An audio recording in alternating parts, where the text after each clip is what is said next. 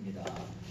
네? 우리 재욱이 형제가 사업을 시작할 텐데 여러분들 생각날 때마다 기억해 주시고 기도해 주시기 바랍니다. 저 이마트 24시 이마트 24시를 하는데 요즘 제가 시장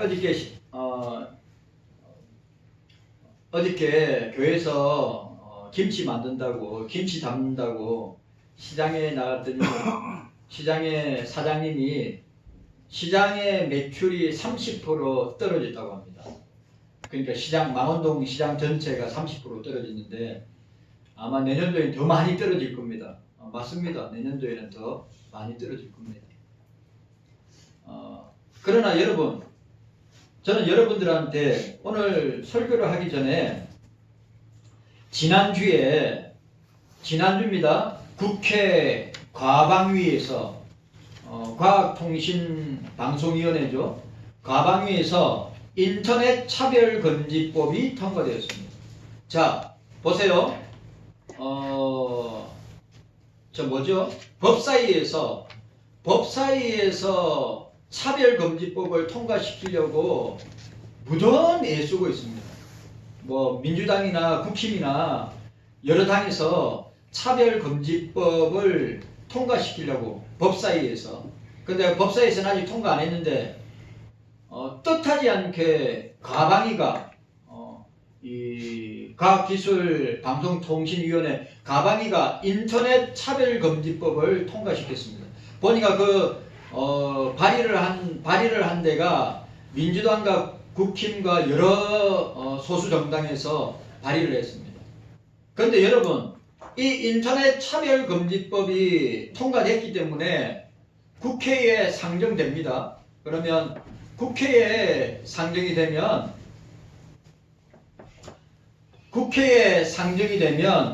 어떤 일이 일어나는가 하면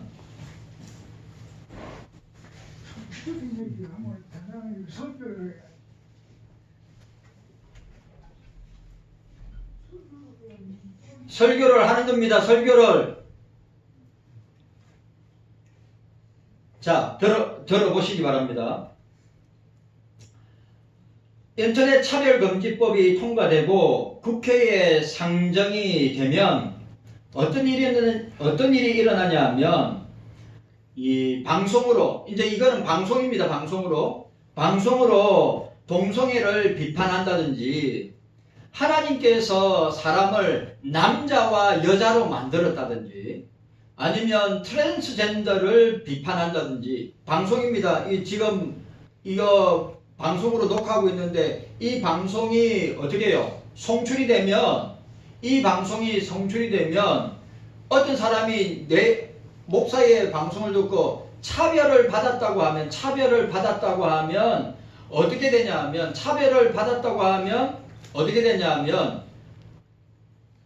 경찰에 고발하든지 인권위에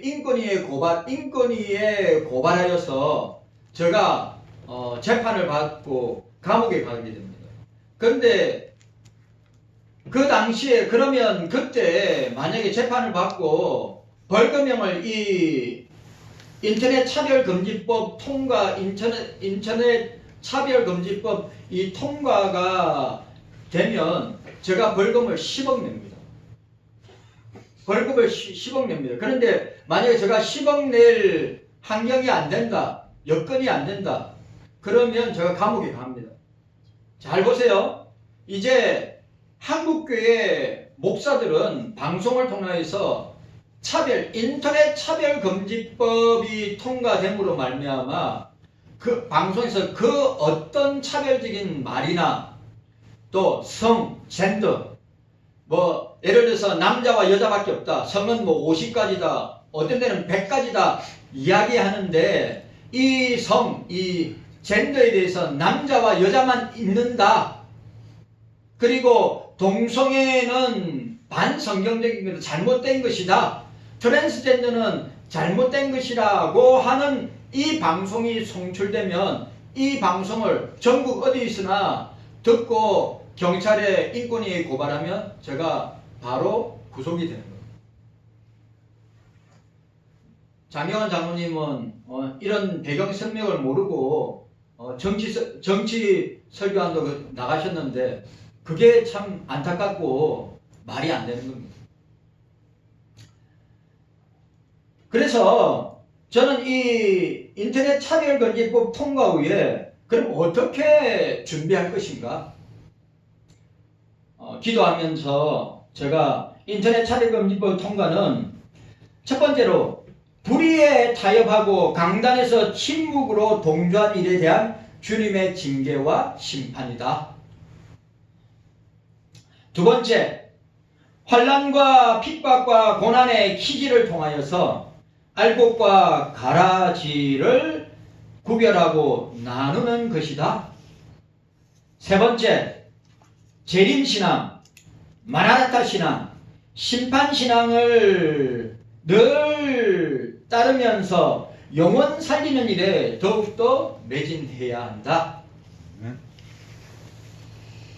네 번째, 세상과 사람들과 함께 적당히 섞여 살아가는 거짓 그리스도인의 삶을 버리도록 가르치고 인도하며 지도해야 한다.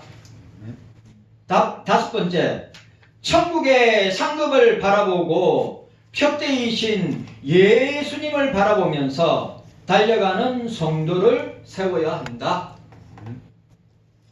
여섯 번째, 교회의 크기, 헌금의 액수, 교인의 숫자에 매몰되지 말고 알곡 성도를 모으기에 집중해야 한다.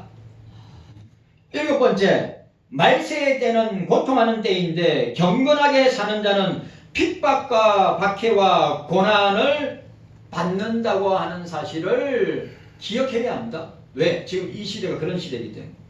여덟 번째, 요한계시록의 내용대로 한때와 두때와 반때 사단이가 잠깐 핍박하지만 예수님께서 재림주로 오실 때 악과 악인의 세력은 결국 망하기에 끝까지 인내하는 성도는 최후 승리를 얻어 천국에서 새하늘과 새 땅의 영생복락을 누리게 될 것이다. 아홉 번째, 사단과 세상과 사람들의 핍박이 오는 것 때문에 쉽게 요동하거나 이상히 여기지 말고 당연한 것으로 여겨야 한다. 열 번째, 기도와 성경과 예배로 성령 충만으로 무장하고 성령 안에서 정신을 차리고 건신하여 깨어 있어야 한다. 11번째, 성경의 최후 전쟁인 아마겟돈 전쟁 가운데 바알과 아세라 우상에게 무릎 꿇지 아니한 용사들을 양성하는 목회를 해야 한다. 12번째, 영적으로 무지하여 어둠에 묶여있는 사람들도 정죄하지 말고 끝까지 품어주고 사랑하며 설득시켜서 저들을 각성시키는 일을 감당해야 한다. 오직 주만 믿고 사람을 사랑하자. 이런 내용입니다. 장영환 장로님은 앞에 있는 내용만 듣고 저렇게 발끈해가지고 나가시니 안타깝죠.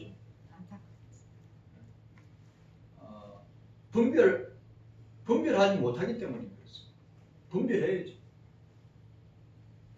요한복음 1장은 예수님을 빛으로 오신 분으로 소개하며 그분이 세상의 어둠을 밝히는 하나님의 참된 계시이심을 강조합니다. 요한복음 1장 4절에서 5절에 보니까 그 안에 생명이 있으니 이 생명은 사람들의 빛이라. 빛이 어둠에 비침에 어둠이 깨닫지 못하더라. 빛이 예수님 자신이 빛인데 빛이 세상에 오셨고 그 세상에 예수님이 빛을 비추었는데 어둠 가운데 있는 사람들은 깨닫지 못하더라고 기록하고 있는 것입니다. 그러니까 단순한 비유적인 표현이 아니라 예수님의 본질, 예수님의 사명, 예수님의 목적, 예수님의 이유를 드러내는 자기 선언인 것입니다. 여기서 사용된 헬라어 포스, 우리 영화 스타워즈에 포스가 나옵니다. 이게 헬라어 포스입니다. 포스가 빛입니다. 빛. 단순한 물리적인 빛을 의미하는 것이 아니라 생명과 진리를 포함하는 영적인 빛을 뜻하는 것입니다. 자, 우리가 오늘 자 보세요. 오늘 요한복음 8장의 핵심 단어가 빛입니다. 요한복음의 핵심 단어가 어둠입니다. 요한복음의 핵심 단어가 뭐냐? 진리입니다. 진리. 이 진리는 예수님 자신이고 성경 말씀이고 또 이 진리는 자유를 의미합니다. 예수님은 창세전부터 아니 영원전부터 계셨을 뿐만 아니라 성부와 성자와 성령 하나님이 함께 하신 참빛으로 죄와 사망으로 인해 어둠에 빠진 세상 사람들에게 생명을 주시기 위해서 오셨다. 그런데 어둠은 깨닫지 못하더라고 표현하고 있습니다. 지금 세상과 세상 사람들은 죄로 인하여서 영적으로 마음이 둔하고 기가 막히고 눈이 가려워져서 어둠 속에 살 뿐만 아니라 그 빛을 거부하는 모습을 우리는 지금 보면서 살고 있습니다. 그래 오늘 저와 여러분들이 오늘 두 번째 시간으로 우리 이 빛에 대한 의미를 우리가 생각해 보기를 원합니다. 자, 첫 번째로 나는 세상의 빛이다. 그 의미를 우리가 보게 됩니다. 자, 요한복음 8장 12절 말씀 함께 읽도록 하겠습니다. 요한복음 8장 12절 시작. 예수께서 또 일러 가라사대 나는 세상의 빛이니 나를 따르는 자는 어둠에 다니지 아니하고 생명의 빛을 얻으리라 말씀하였습니다. 나는 세상의 빛이다 라고 선언하였습니다. 이런 요한복음에 반복적으로 등장하는 7대 자기 선언, 나는 뭐뭇이다, 에이고 엠미를 선언하는 두 번째 선언을 보게 됩니다. 예수님의 신적인 정체성을 나타내는 중요한 표현입니다. 이 선언은 초막절 끝에, 우리가 말하는 추수감사절 끝에 성전에서 주님께서 가르쳐 주신 것입니다. 유대인들은 성전뜰에서 거대한 등불을 밝히고 광야에서 하나님께서 불기둥이 뭡니까? 빛 아닙니까? 불기둥으로 이스라엘을 인도하셨던 것을 기념하고 있었습니다.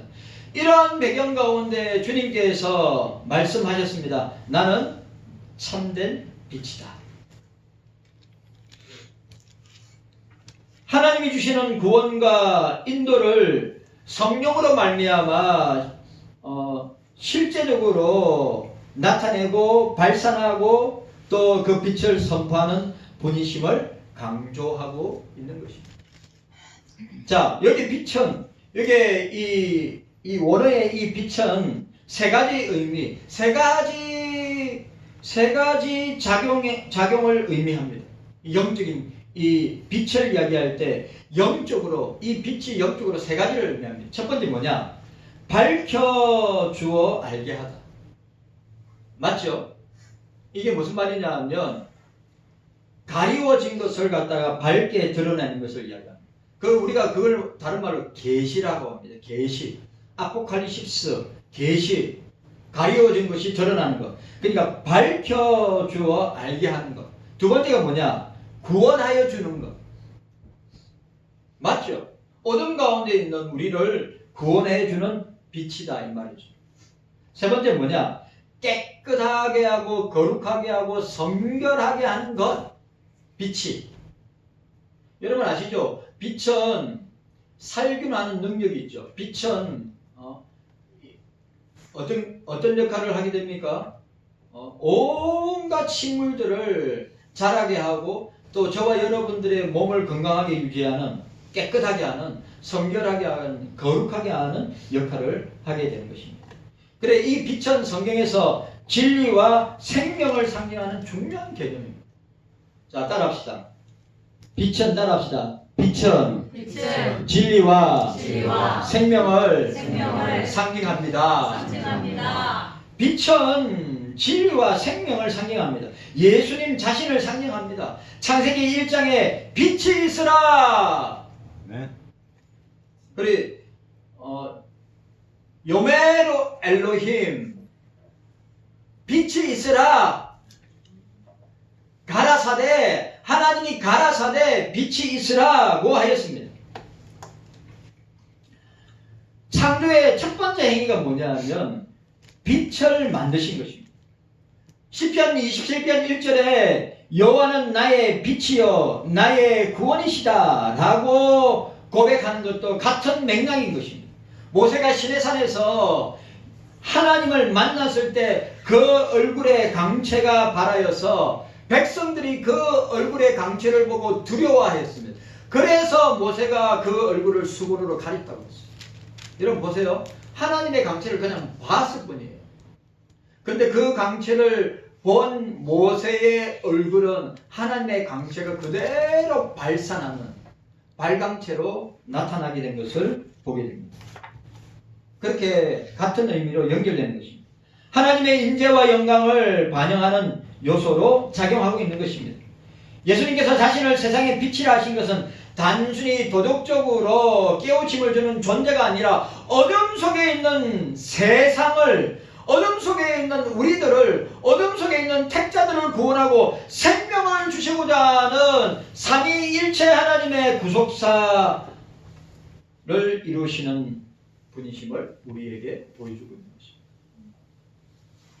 자, 생명의 빛. 그리고 여기에 생명의 빛은 요한복음 6장 35절에 예수님은 나는 생명의 떡이라고 그랬죠. 그리고 6장 68절에 영생의 말씀이라고 했습니다. 그래 이런 성격의 문구를 통해서 우리가 알 수 있는 것은 예수님은 생명을 주는 떡이다. 예수님은 생명의 말씀이다. 예수님은 생명의 물이다.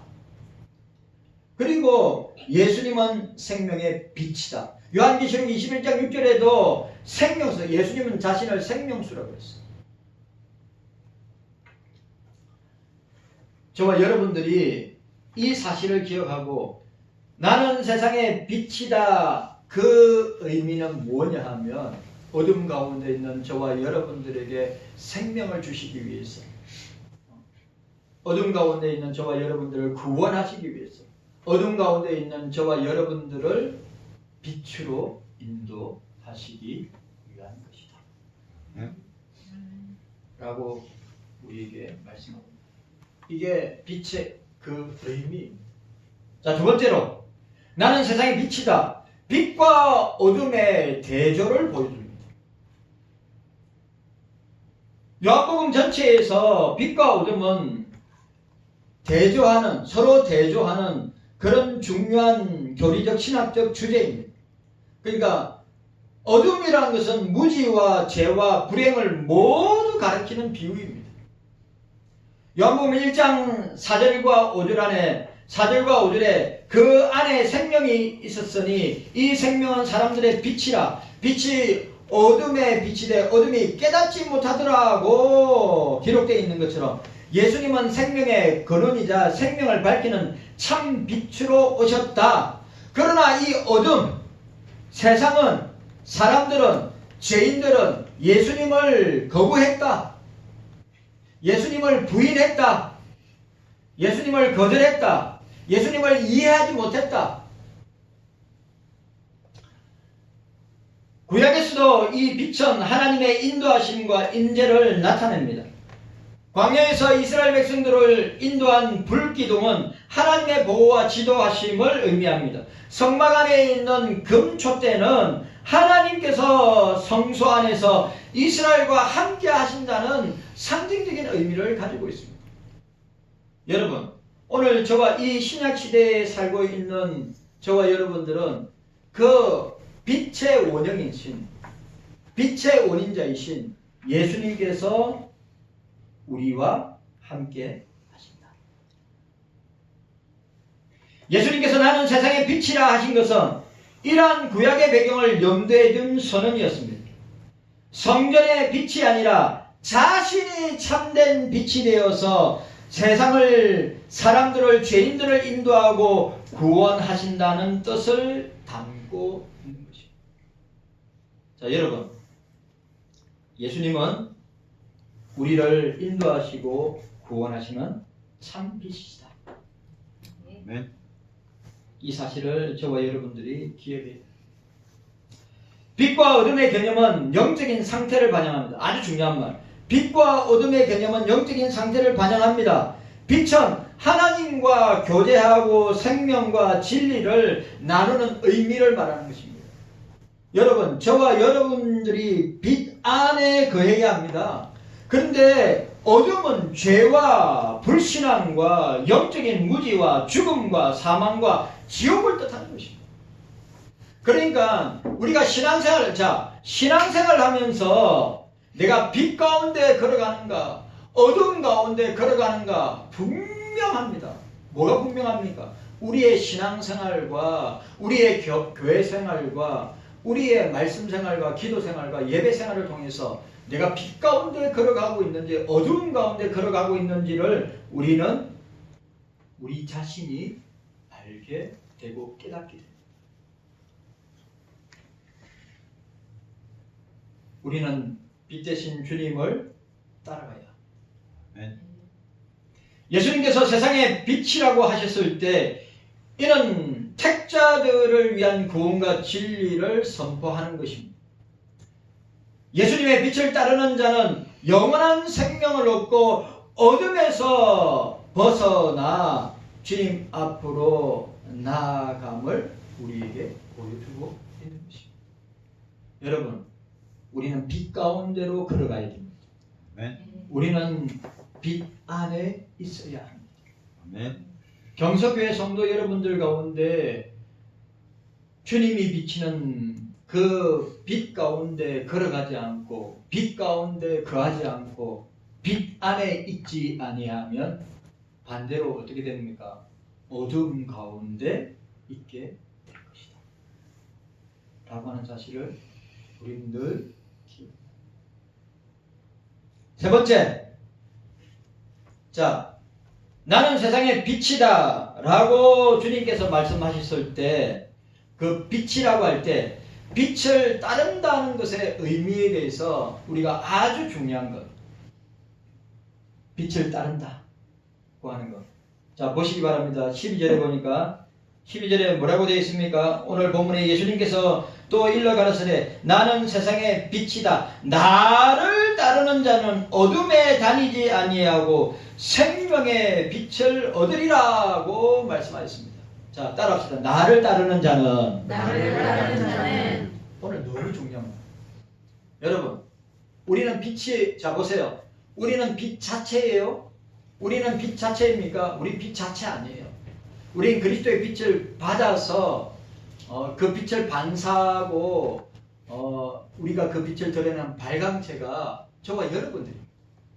그런데 오늘 중요한 건 뭡니까? 오늘 주님이 뭐라 했어요? 우리는 빛 자체가 아니라 빛을 따르는 자들.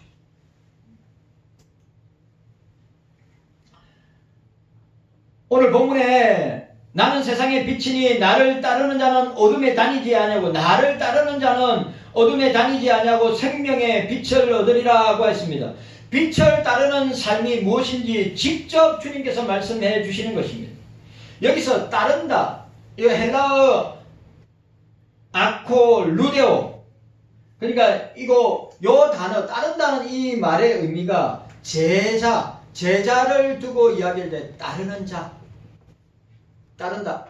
아코 루데오, 단순히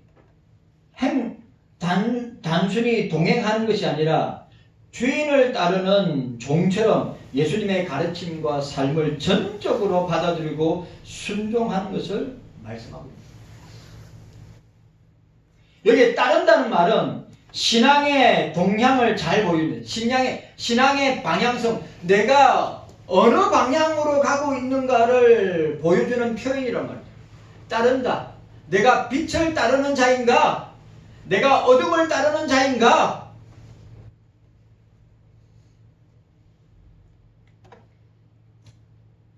예수님을 따른다는 것은 단순한 이론이나 지식이나 신념이 아니라 삶의 방향을 완전히 바꾸어서 예수님께로 나아간다. 여러분, 세상에 많은 사람들은 이념이나 사상이나 아니면 신념이나 자기 경험을 믿고 따라가지만 우리들은 예수님을 따라가야 돼. 삶의 방향은 내가 아니라, 삶의 방향은 세상이 아니라, 삶의 방향은 어둠이 아니라 우리는 삶의 방향이 예수님께 맞춰져 있어야 합니다. 우리가 빛을 따른다고 한다면 우리는 세상의 가치관이 아니라 예수님께서 주시는 영원한 생명과 진리를 따르는 자들이 되어야 합니다. 빛을 따른다는 것은 하나님의 말씀을 삶의 기준으로, 예수님의 말씀을 삶의 기준으로 삼고 세상의 어둠과 타협하지 않는 것을 의미합니다. 여러분, 빛을 따른다는 것은 성경의 원리를 따른다. 빛을 따른다고 하는 것은 말씀을 따라간다. 우리 신앙의 유일무이한 법칙이, 우리 신앙과 행동과 우리의 말의 유일무이한 법칙이 바로 성경 말씀이다. 이 성경 말씀을 따라가는 것이 빛을 따라가는 것이다. 성경 말씀을 따라가는 것이 예수님을 따라가는 것이다. 그러면 저와 여러분들이 오늘 이 말씀 앞에서 나는 말씀을 따라가고 있는가? 말씀을 따라가고 있다면 예수님을 따라가고 있는 것이고, 말씀을 따라가고 있다면 나는 빛 가운데 성령께서 인도하시는, 성령이 빛 가운데 인도하시는 그 인도하심을 따라가고 있다. 그런데 성경의 원리대로, 말씀의 원리대로, 성경의 원리대로, 말씀의 원리대로 살지 않는 경우에는 어떻게 해요? 살지 않는 경우에는 우리는 여전히 어두운 가운데 살게 될 것이다. 요한복음 12장 36절, 너희에게 아직 빛이 있을 동안에 빛을 믿어라. 자, 따라합시다. 빛을 따라합시다. 빛을 믿어라. 예수를 믿어라. 그리하면 빛의 아들이 되리라. 빛을 믿어라. 빛 대신 예수님을 믿어라.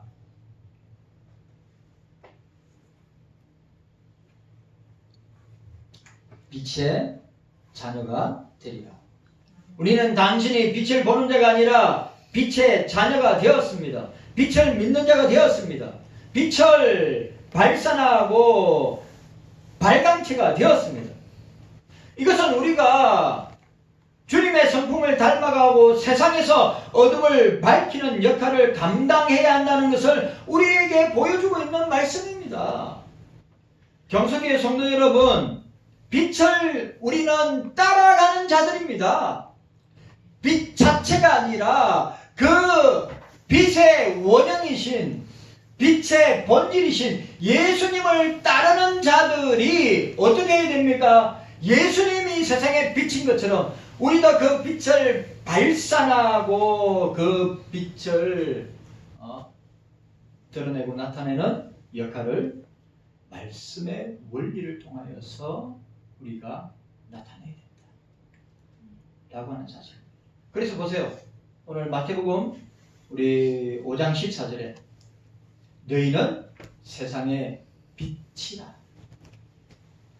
너희는 세상의 빛이라. 자, 따라합시다. 너희는 세상의 빛이라. 너희는 세상의 빛이라. 네.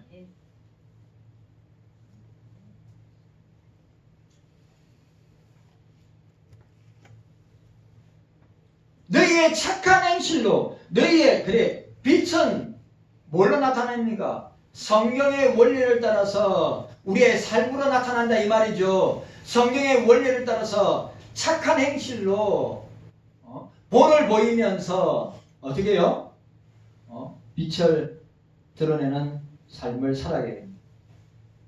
성도가 예수님의 빛을 반사하는 자로서 세상을 변화시키는 존재가 되어야 함을 나타내는 말씀입니다.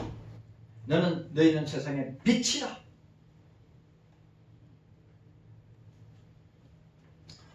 오늘날 우리의 삶은 다양한 도전과 수많은 유혹과 절체절명의 위기 속에 놓여 있습니다.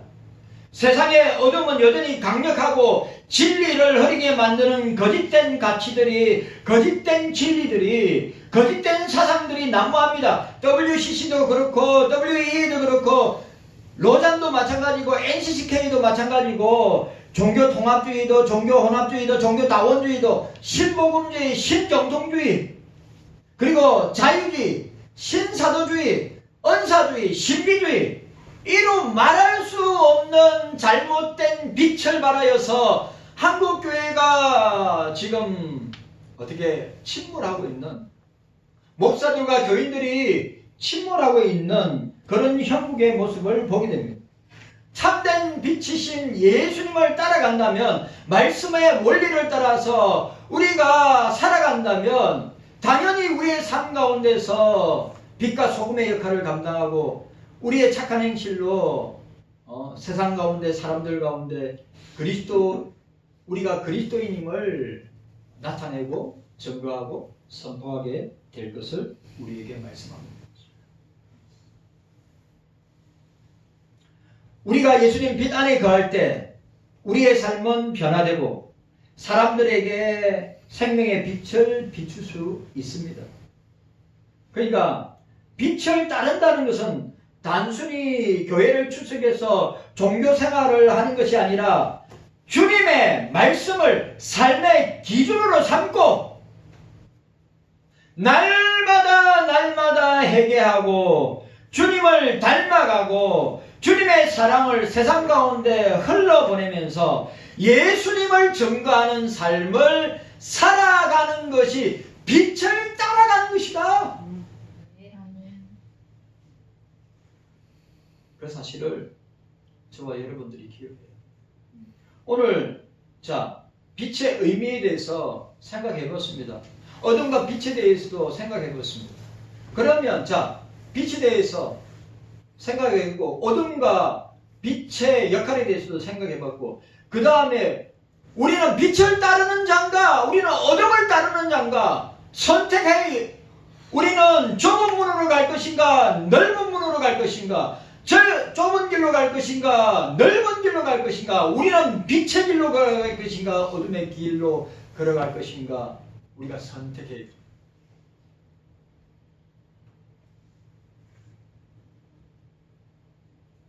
여러분 기억해야 됩니다. 저와 여러분들의 신앙과 삶은 종교적 행위가 아니고 종교인의 삶이 아니라 빛 가운데로 행하는 실천적인 신앙이어야 됩니다. 행동적인 신앙이어야 합니다. 말이 아니라 우리의 삶으로 살아내어야 한다고 하는 것입니다. 우리는 세상의 어두움을 두려워할 필요가 없습니다. 세상의 어둠이 뭡니까? 세상 아니에요. 세상의 어둠이 뭡니까? 불신자들이 아니에요. 세상의 어둠이 뭡니까? 사단마귀, 원수마귀가 아닙니까? 악한 영들이 아닙니까? 그런데 우리는 그들을 두려워할 필요가 없다고 하는 사실입니다. 왜냐하면 빛이 오면 사라지기 때문입니다. 빛이 오면 그런 어둠의 세력들이 타기 때문에, 불타기 때문입니다. 빛이 오면 그 어둠은 물러가기 때문입니다. 얼마나 분명하고 명하고 확실하고 단순합니다. 복잡하지 않습니다. 여러분, 오늘 예수님은 우리에게 뭐라고 해요? 야, 빛으로 나와라. 빛 안에 거해라. 빛인 나와 함께 걸어가자. 이게 여러분 우리가 어려운 겁니까? 아니죠. 그 빛의 본질이고 원형이고 우리의 삶과 신앙의 유일한 법칙이고 기준이 된 말씀을 따라가는 사람이 빛 가운데로 사는 사람이 사람이고 빛 가운데로 걸어가는 사람이고 빛 가운데 삶을 살아가는 사람들이라 이 말입니다.